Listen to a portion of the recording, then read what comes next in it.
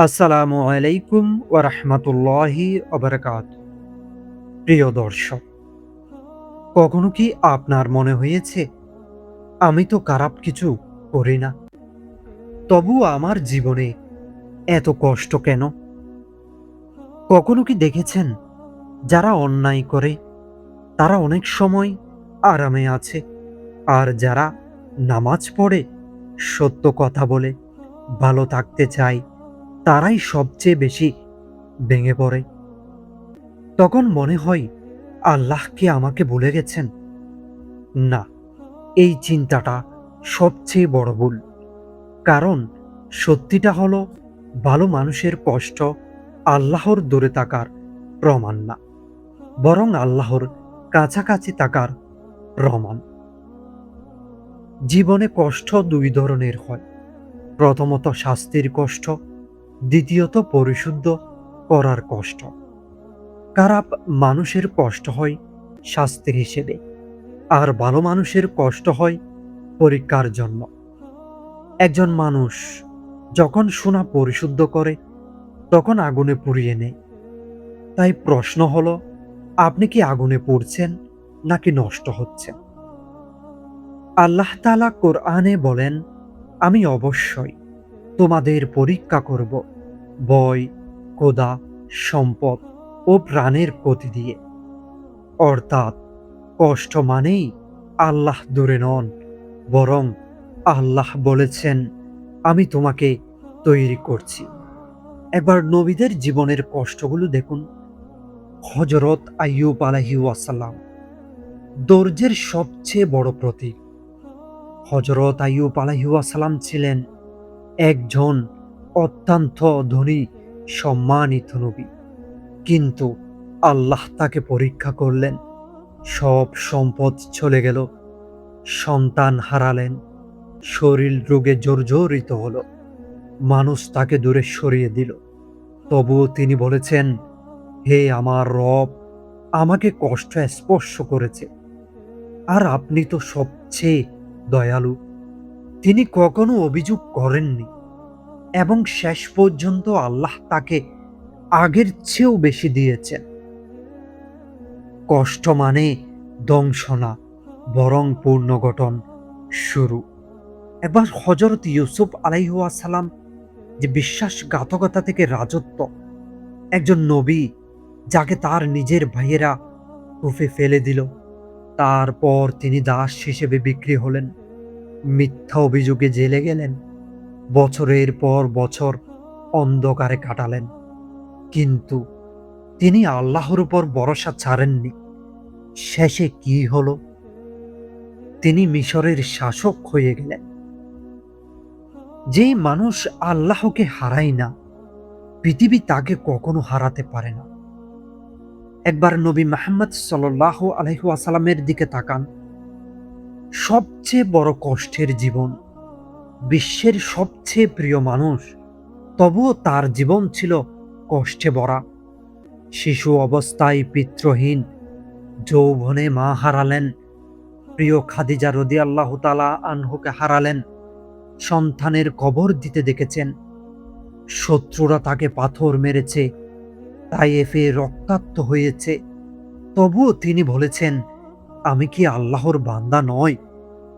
তার জীবনের সবচেয়ে কঠিন সময়েও তিনি আল্লাহর উপর ভরসা হারাননি।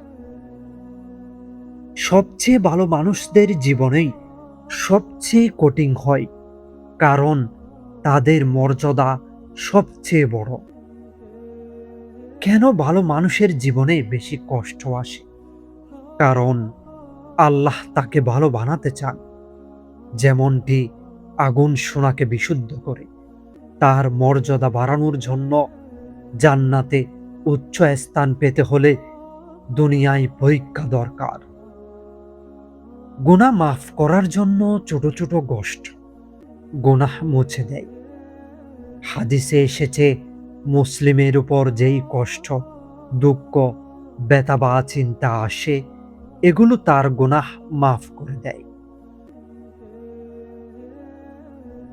এখনো একা বসে ভেবে দেখেছেন, আপনি কারো কাছে কিছু বলতে পারেন না, আবার ভেতরের কষ্ট সহ্য করতেও পারছেন না। হাসির মুখে আপনি বাইরে বের হন, কিন্তু ভেতরে ভেতরে আপনি ভেঙে পড়েছেন। রাতে যখন সবাই ঘুমিয়ে যায়, তখন আপনার চিন্তাগুলো জেগে ওঠে। আপনি নিজেকে প্রশ্ন করেন, আমি কি সত্যিই ভালো মানুষ?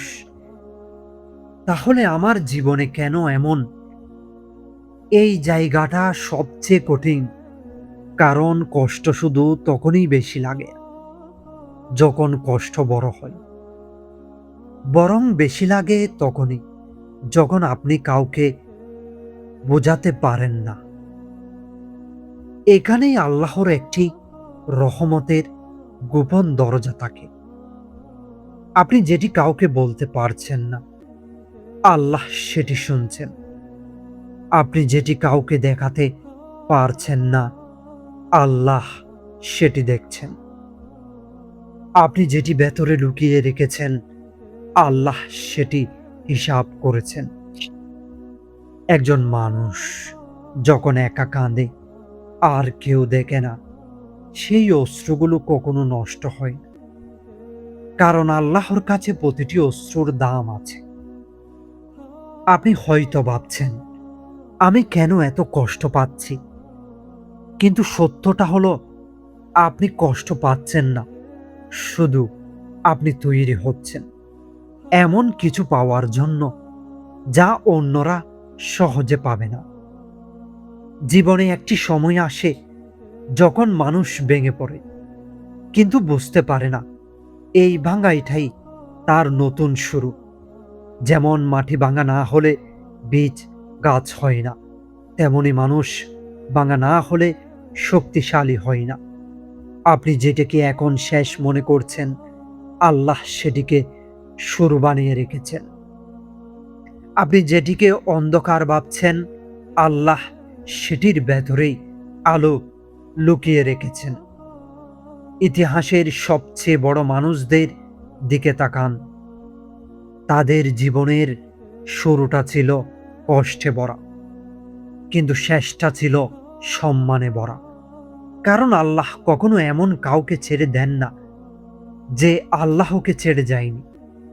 আপনি যদি আজ ধৈর্য ধরেন, তাহলে একদিন আপনি নিজের অতীতের দিকে তাকিয়ে বলবেন, এই কষ্টগুলো না থাকলে আমি আজকের আমি হতাম না। একটি সত্য কথা মনে রাখুন, আল্লাহ কখনো অকারণে কষ্ট দেন না, আর কখনো প্রয়োজনের বেশিও কষ্ট দেন না।